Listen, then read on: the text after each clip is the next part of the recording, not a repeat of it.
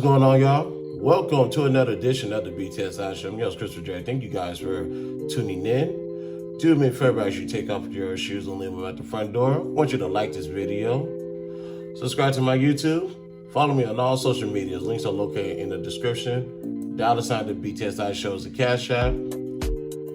We are on the road to 1,000 subscribers. Once we reach that goal, one lucky person will get $100 during the Cash App giveaway. And so you know I'm a man of my word, and if I'm in a good mood that day, who knows? Once we reach our goal, maybe 2 or 3 people will get a Cash App reward as well. It's not going to be $100, trust me. Today's episode, I wanted to talk to the bullied. Not the bullies, the bullied. And it's so apropos that we're having this conversation in light of what's going on this evening. And for those who don't know, this is obviously previously recorded. And by the time you guys are watching this, I'm already at a banquet. But today, I want to talk to the bully, the message to the bully, the victims, former victims. Let's have a conversation today about forgiveness and moving forward. This episode today is brought to you by FNX. I want to talk to you guys about something. As some guys may know, I'm back in the gym. I go early in the morning, particularly around 4:30, 5:30 in the morning. I do my 6 miles, and on certain days I like to get my core in, my upper body, my lower body, get that taken care of throughout the week. Now, as you may expect, I'm a little bit tired, a little bit down. I need help with that recovery process. So why not add this? Is Restart AM Protein Blend. In this protein, it comes with nutrients that is going to help you in your recovery process. For example, when it comes to cognition, to help improve alertness and attention and also relieve your anxiety, probiotics to help with improve your gut and health immunity. Like I said, we like to focus on that recovery process. Let's start today at the gym, and once we're done, let's restart it, get the day knocked out ahead of us. Go ahead, add that to your shopping cart, and while you're at it, don't forget to add some workout gear. Fill up your shopping cart, and when you do, the promo code is BTSI for 15% off. Again, BTSI for 50% off at checkout. All right, let's get into some quick hits, shall we? Now, as I was scrolling, I came across Waka Flocka's clip that I remember I shared out a long time ago.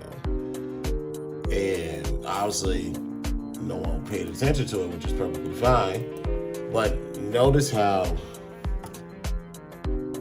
everything comes back in full circles. Remember, Waka did not care for Donald Trump, and that's me putting it mildly. But what did Donald Trump teach Waka? Remember, what did Donald Trump teach everybody? Because go back to when one of his tax returns showed that he paid $750 or something around that amount. A lot of Americans was upset. Me personally, I'm under the mindset of, how'd you do that? Teach me something. I want to learn something new. That's the time I was on. Now, with the tweet from Waka that says Trump 2024, which is more probable than not, this clip resurfaced of Waka Flocka on $1 million worth of game and giving out how to orchestrate your business when it comes to paying taxes. So let's hear what you got to say. Stop putting everything in your name. Create a business, an LLC. Put everything in your LLC. And open up a C Corp. And if you don't know this, you need to figure these out. I'm telling you the names. Get a C Corp to run an LLC. If you want to make it even deeper, go get a trust fund and run a corp that runs the LLC. You want to get even deeper, own 2 trust funds for your business and your personal to run that trust that runs all the business. It can get deep, my guy. Absolutely. And Donald Trump actually showed me that method. That's how he didn't pay tax. And guess what? It's perfectly legal. 100% legal. See, I'm fortunate enough to be associated with individuals who have this way of thinking can teach people how to do this. Number one, that's for free. That is a big piece of the game that was given away for free. I hope people were intellectual enough to put their feelings to the side and say, let me start an LLC. Let me go get an S Corp. Let me go get a trust fund to run all of this. And let me go get another business one and then a personal one that can run everything. See, when it comes to the rich staying rich, they take advantage of laws, tax codes that will benefit them. Let's throw a number out there. Let's say you make $250 a year. A vast majority of that portion of the $250, you're gonna have to pay it back.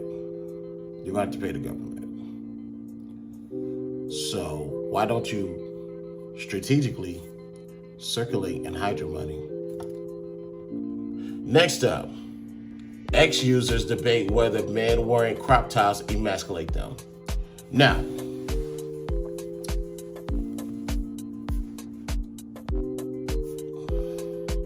when it comes to fashion, there has been an evolution of it, obviously.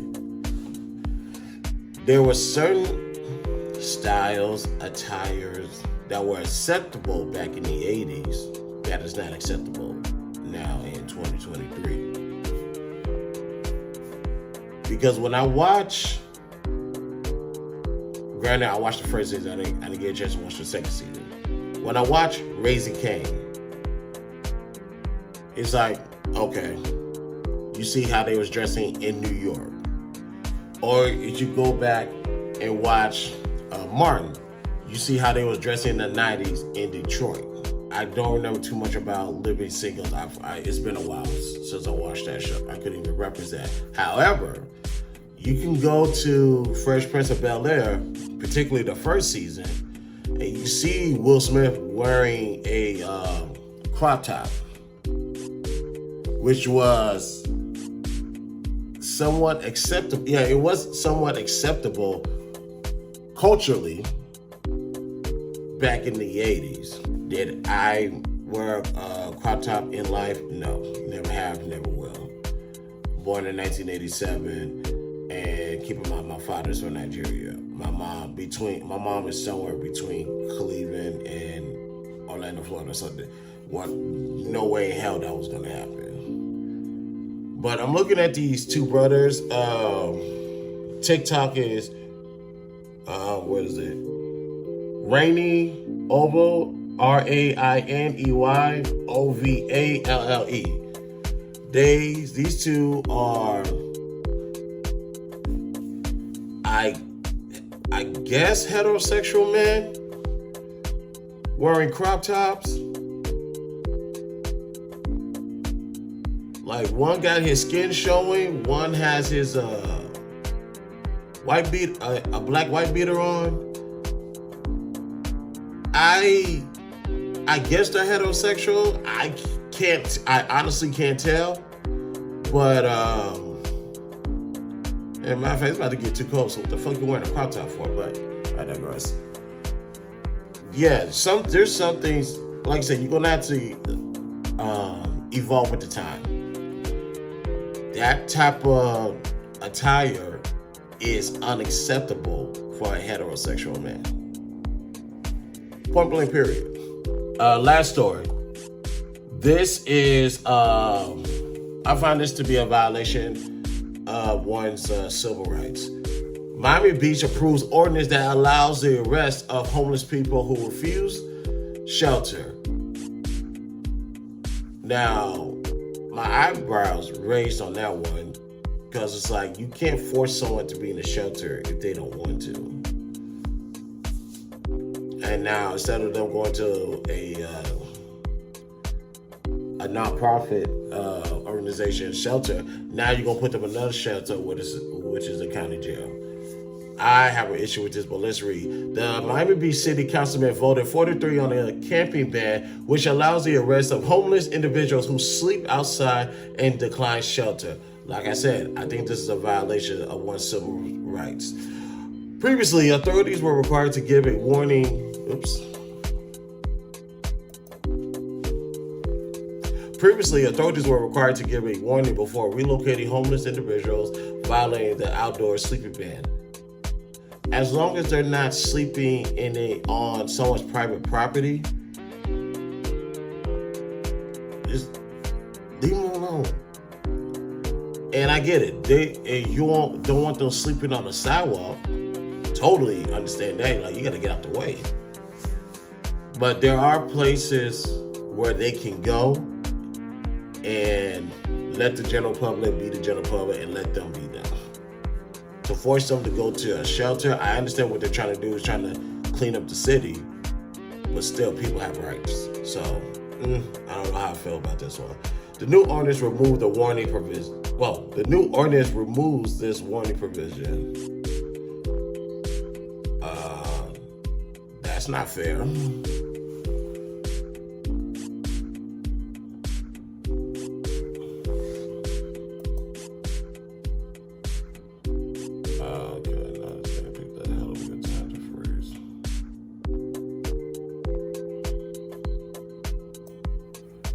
Let me go back.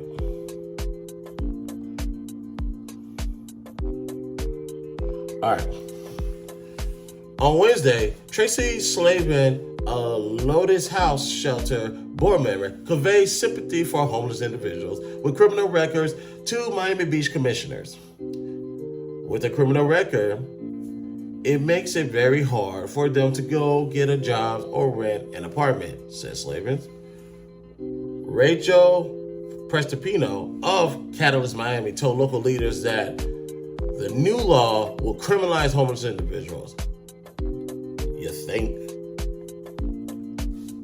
An atom that will criminalize sleeping outdoors, which they are referring to in the ordinance as camping. We feel like this criminalizes homelessness, she said. We know there are no shelters in Miami Beach and limited shelters capacity in Miami-Dade overall. So the last time I checked Miami, and this might have validity to why they're doing this. Miami, the last time I checked, is the second most expensive city in America. If I'm wrong, feel free to correct me down in the comments. If Miami is the most second expensive city in America, what they're trying to do is it's between New York and LA, which is number one. What they're trying to do is clean up the city, make it more desirable for people to come to visit, live, do business, etc., etc. So you got to do something with the homelessness. I say that's not my problem. If I was a homeless person, that's not my problem. My thing is this. This is where, as long as I'm not violating anybody's life, liberty, or property, I should be able to sleep wherever I want to sleep. So to criminalize me because I'm exercising my rights to live on the streets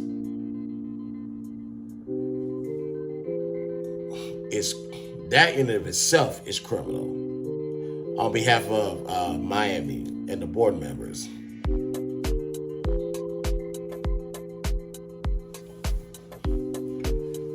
According to the Miami-Dade County Homeless Trust, Miami Beach had 152 unsheltered homeless individuals on the streets in August. That's it? The county had 3,720 homeless people, including both sheltered and unsheltered individuals. Now, let me touch on that 152. That's it?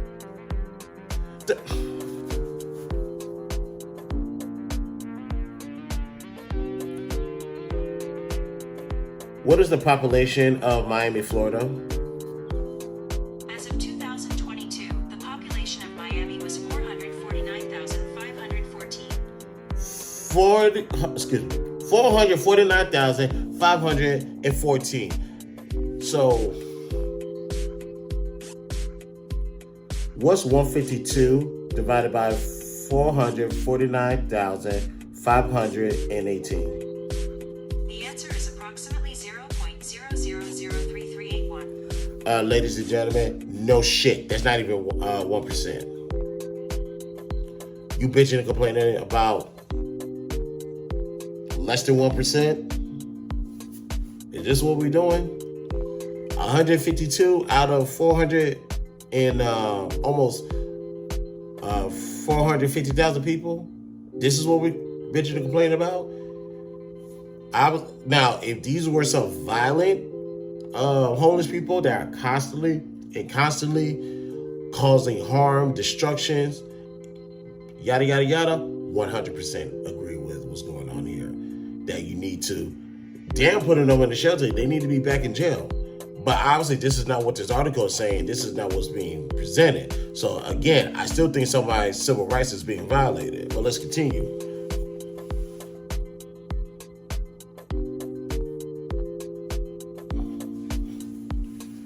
On Wednesday, Miami Beach Mayor Dan Gelber and Commissioner Kristen Rosen Gonzalez, Alex J. Fernandez, and Stephen Minor supported the new ordinance. I don't. This is bullshit. We have individuals living on the streets exposed to illness, crime, and rape, said Fernandez. We need to make sure our streets are free of urine.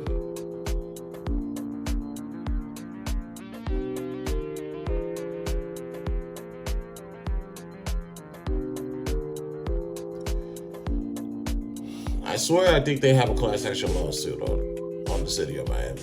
Let's continue.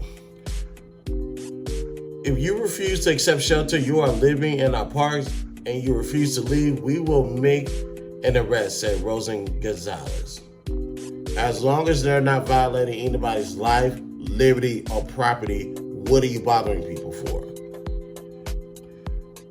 This is for people we see having sex outside, masturbating, and refusing service, she added. This is a compassionate way of removing and reclaiming the public safe that are no longer safe. Now, okay, let's stop right there.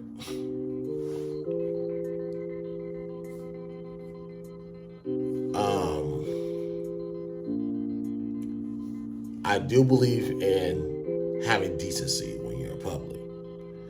Ladies and gentlemen, a few weeks ago, there was this woman who was walking around downtown Houston, half naked, bottom half to be exact. And police was called. Houston police said it is not illegal. It's not a crime for her to be outside naked, as long as there's no offended party. And at that particular time, myself and a couple of individuals were not allowed to be the offended party. When it comes to, and also, she said in there, when it comes to masturbation, as long as they don't climax, perfectly legal. Now, obviously, I found that to be asinine in of itself. And we just said, you know what, you're here, officer, you handle the situation. So I do understand that part, but honestly, it just say that instead of, that's still a violation of one's civil rights, making them go to the shelter. So one thing I would do is, while you make all these ordinances and stuff, why don't you make it a law that is against the law to be outside naked? Or is against the law to engage in some type of sexual pleasure in a public forum? I would think that would be simple enough. That way you're back someone to the corner to where they have to abide by the law or suffer the consequences. You're violating someone's civil rights just to, like I said earlier, you're violating someone's civil rights just to make a pretty penny. That's what I believe this is. I now agree with them about being naked, masturbating, and that type of stuff, 100% agree. Everything else is still some form of a violation. We are a city of laws and are trying to help people, said Minor, by violating one's civil rights. Yeah, good job. However, Miami Beach Commissioner Ricky Arreola, David Richardson, and Laura Dominguez opposed the item, which I agree. arrest people for being homeless is not a solution, said Ariola. Being homeless is not a crime. And if a crime is committed, we already have laws that address that. Police already have tools to criminalize, police already have tools for criminal behavior. So I don't think it's necessary at this time, said Dominguez. And that's the article. No, that's the article. So yes, ladies and gentlemen, I do think Miami-Dade County got this wrong. And had that been me, ladies and gentlemen, I'm going to call my lawyer because my civil rights was violated. So know your rights, ladies and gentlemen, and don't let people like Miami, Florida for that fact, take you for a fool and step all over your rights, because this is exactly what they're doing in Miami. And that was Quick Hits. Today's episode was brought to you by What Video. So let's get right into it. As some of you guys may know, during my transition from one place to this place, I lost a lot of my merchandise and I had to replace a lot of things that was in my previous house. One thing that did not make the trip was my watch. In some way, shape, or form, I cannot find my tribal necklace anywhere. I blame the 5-year-old. So we're gonna have to fix that. So let's go on the website and see what do I spot with my big old eyes. Now this is getting added to the collection. Ladies and gentlemen, Luxuria. Do you see how beautiful this thing looks? Oh no, Lord. Oh, this is nice. Appearance is suitable for all occasions. A forward-thinking but traditional design, rooted in traditional with a modern, contemporary look for men. This is not a bad looking watch. This is extremely nice. I like the stainless steel look of all of it. This is luxury now. This is nice. I'm getting this. And yes, I'm getting back my tribal necklace. It looked good on me. My wife liked how it looked on me, and that's all that matters. So I'm getting this back. Well, Video is a place where you can update your wardrobe, you can add accessories, and yes, there's something for the ladies as well. You got scarves, you got purses, you got glasses, you got some nice accessories, and even just something to enhance your good looks. So please go to a Video. The link is located in my Linktree links. Click it, fill up your shopping carts. When you do, the promo code is BTSI for 50% off. Again, BTSI for 50% off at checkout. Today, I wanted to talk to the bullied, the victims, the former victims. This show's for you guys because I used to be one of them. I used to be bullied, not anymore. I was bullied through all my life when it came to grade school. All the way up until all the way up to the fall semester of 2006. Spring 2007, things so happened to change. So everybody was playing, everybody was cool. With me being bullied, there was a lot of things that I couldn't just respond to, not the way that I wanted. Here's what was working against me at that time, and this is why I make sure my son doesn't go through the same thing that I went through. And I'm just giving you guys details into my psyche. My father's from Nigeria, so I already have a Nigerian last name. I'm in a crowd amongst people who, well, go back to the 90s. You guys know how Africans were treated back then. So that's one. Number two, I was always somewhat of the forgotten child, middle child per se, because I have an older brother who's 6'7", 6'8". He grew to be 6'7", 6'8". I'm sorry. So he was pretty much tall. We were pretty much tall all our lives.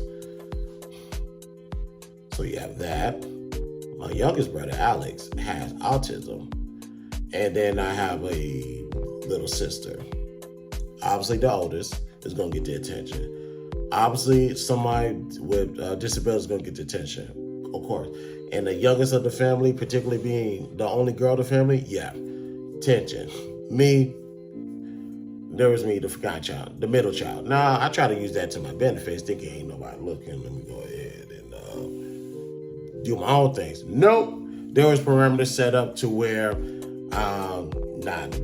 not under my father's watch, so, or my mother's for that matter. So yeah, I was teased because I was African. I was teased because I knew I was not as important. And for the record, I'm not putting that against my family. It's just that people on the outside started to see that and they started to take advantage of that. I did not know how to speak up for myself. If somebody was to minimize me or shift blame to me, I did not know how to speak up and defend myself. When I turned to go look for help, either no one was there or no one gave me the solution to the problem that I needed at that time. And on top of all of that, you were given hand-me-downs. You go to school and people's like, hey man, them clothes look familiar. And you get constantly berated with that every single day. And when it came to like deformities, which is I think lack of a better word, ladies and gentlemen, I grew up with the chip too. I played basketball. I played some type of organized basketball back in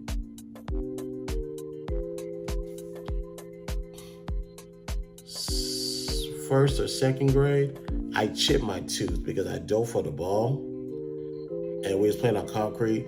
My shirt grabbed it and boom, chipped. And I was walking around with a chipped tooth. And then, so if that wasn't bad enough, when we had to go get a temporary cap put on my tooth, my mom took me to the dentist to put a temporary cap. All my dad had to do was take me back to the dentist and put the real cap on it, the one that I got right now. My dad didn't do that at all. Maybe it was just because that was something between him and my mom. There was divorce at the time, by the way, which is another issue that was added to the problem. There was divorce.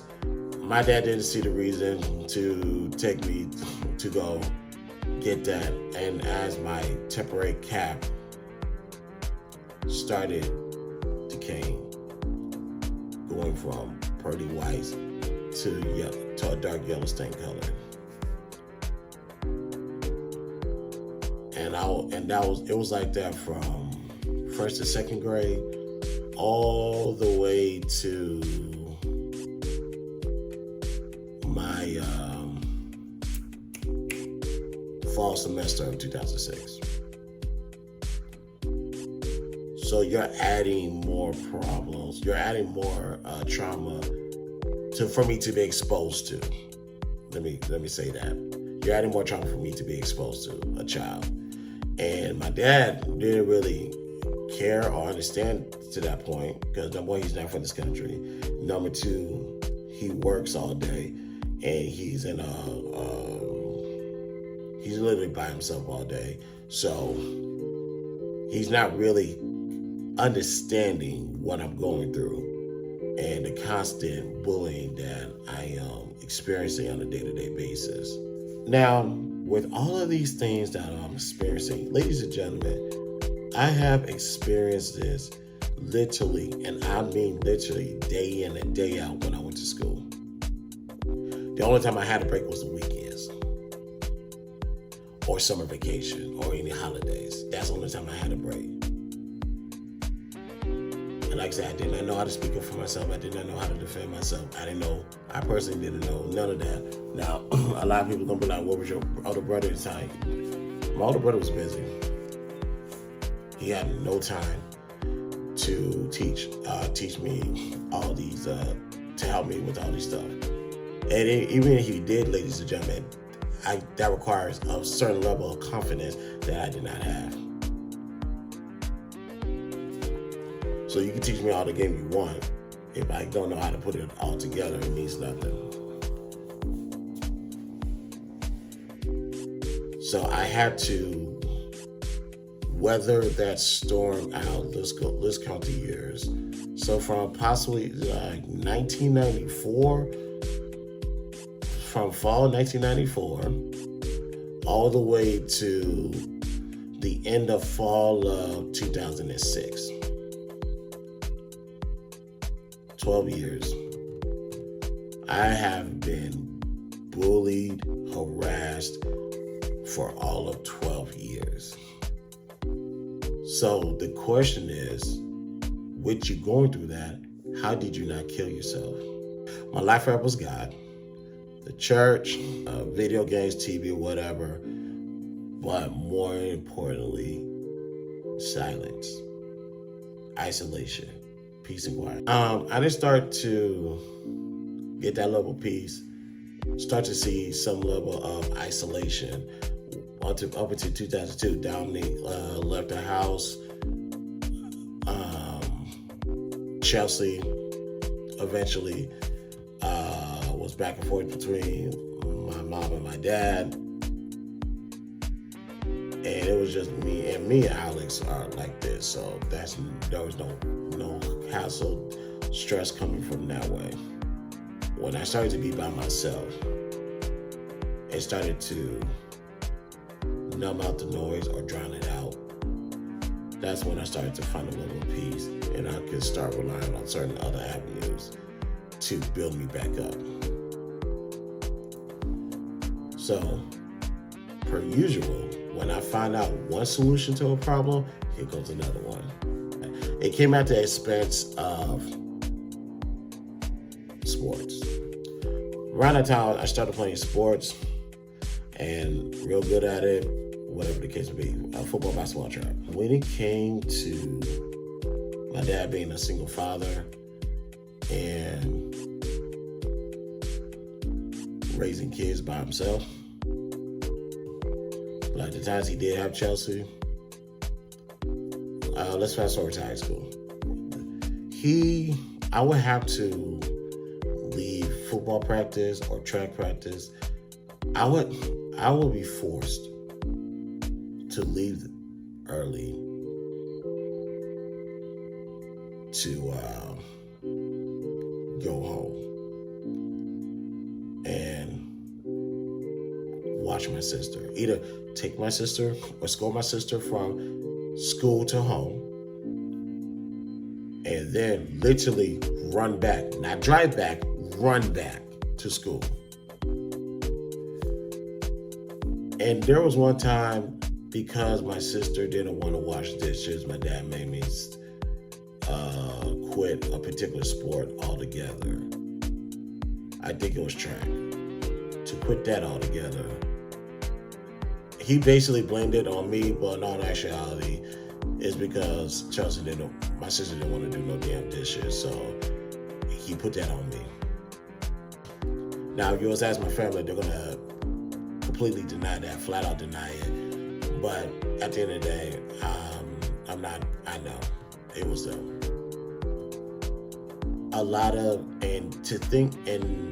Now the question is, what does that have to do with the whole bullying aspect? People, we have to trust each other. We have to rely on each other on a team. And the fact that I always left my team hanging, that added on to the bullying. That added on to the verbal slaughter that I continuously got. Someone said, how did you handle that with your family? February 2015, I moved out and cut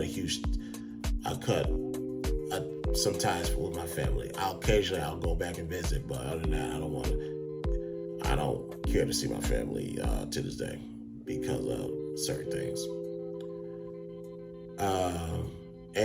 But I'll get into why I'm at peace with that momentarily. When it came to decisions that is not in my control, but yet I get the lion's share of the consequences because of someone else's decisions. It just kept on piling and piling and piling and piling up on me.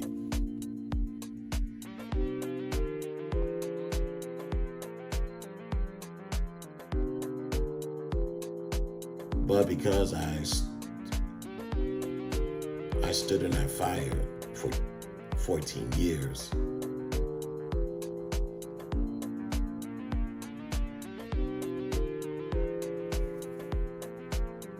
I was never alone. God literally had to be there on my side.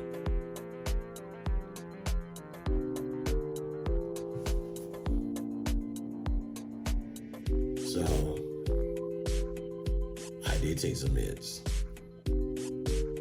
Nothing that I could handle.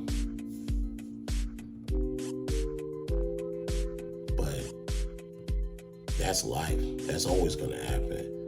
Because at the end of the day, although I was constantly getting screwed over by people else's decisions, ultimately I'm in charge of how I handle those situations and what I do with those emotions. I selected peace. And after 14 years, or 14 and a half years, however you want to look at it, the peace started to come in. It just stopped.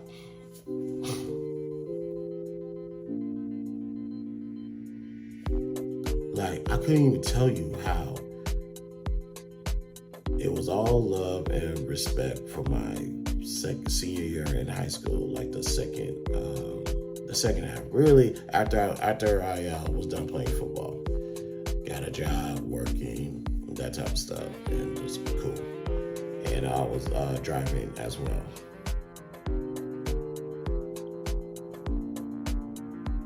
But I just wanted to give you a timeline of what happened to me. And I want to say this to the bullies. Excuse me. I want to say this to the bully. You're not by yourself when you're in that fire. One thing I had to do was I had to find a source of my peace, a source of my joy. And once I found it, I held on to it. That way, every word that they would throw at me would hurt less. Now, as far as physical attacks go, there was a rare times where they saw what these hands could do. And they was like, okay, we'll just keep it verbal. DMs is open. I got multiple lines of communication. If you ever feel like you need help being pointed in the right direction, hit me up. Because for me, it was God. For me, it was the people at the church. For me, it was being by myself and playing video games. That's how I was able to find true peace, being by myself. So that way, I never needed anybody. I just had myself to be with.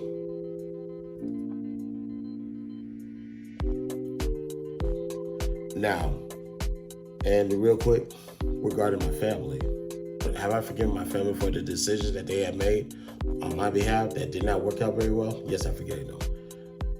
However, what's forgiveness without consequences? I'm on my side of the world, they're on their side of the world. Whenever I care to pick up the phone and interact with them, I will. Usually I'm legit too busy of a man, so I don't have the time to hang and chill with people. But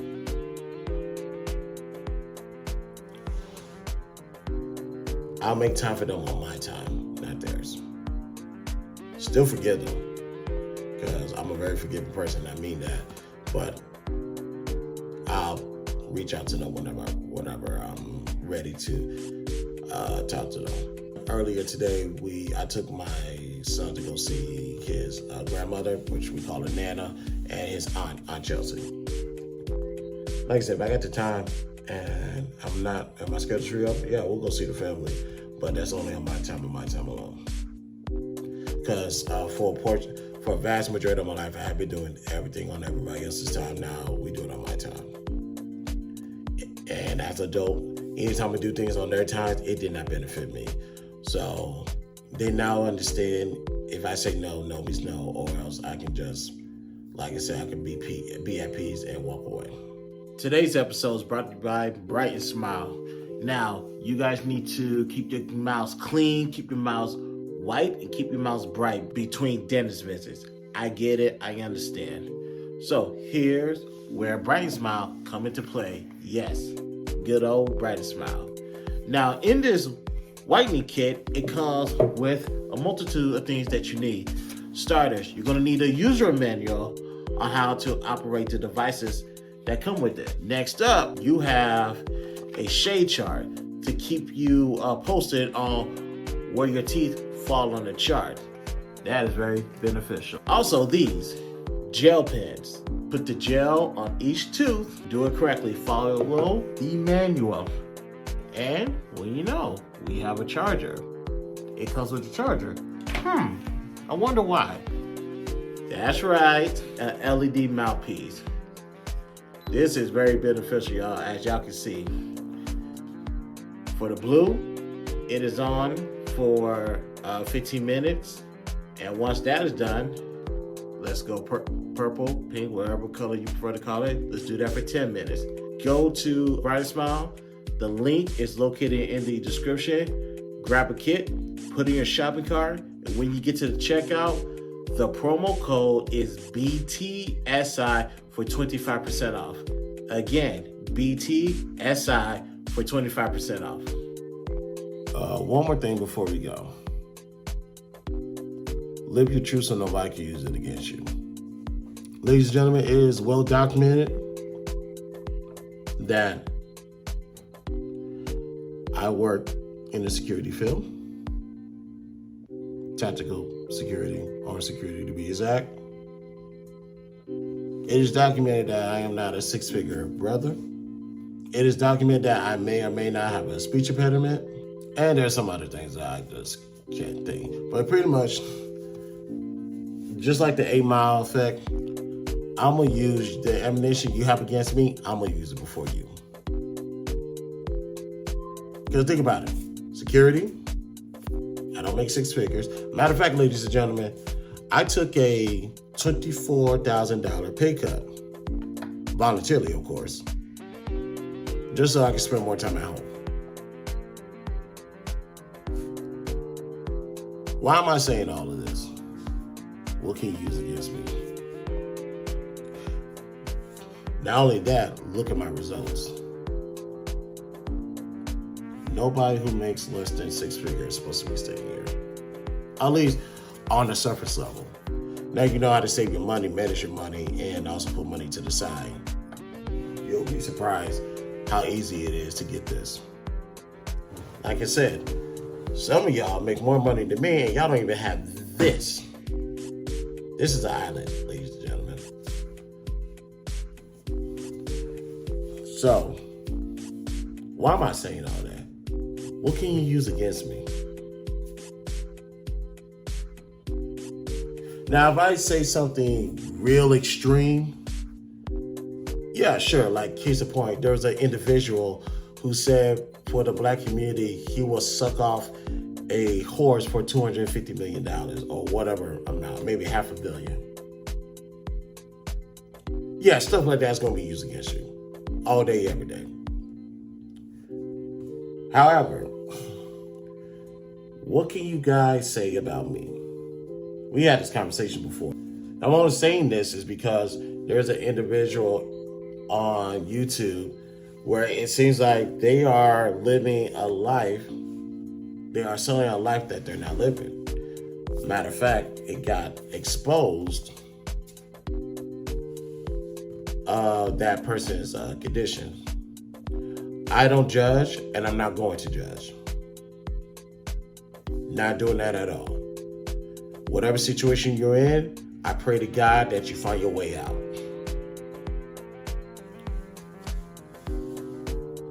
But there's one thing you need to do on your own time when you're ready, you're comfortable, and you have the courage to do it. Tell people who you are. Ladies and gentlemen, my name is Christopher Joseph Uguar, born and raised in Houston, Texas. I was bullied all my life. I was always several steps behind the pack. I didn't have the best things growing up. Granted, everybody else around me might have, but I didn't. I am still an introvert to this day. And with all of that, I was able to dress better than most people. Found my wife, have a beautiful son, and I did all of that by keeping God by my side. To this individual, come to the light whenever you're ready and tell people who you are. Don't allow people to tell your story. I understand pride can be a dangerous thing. But what's much more dangerous than pride is living a lie.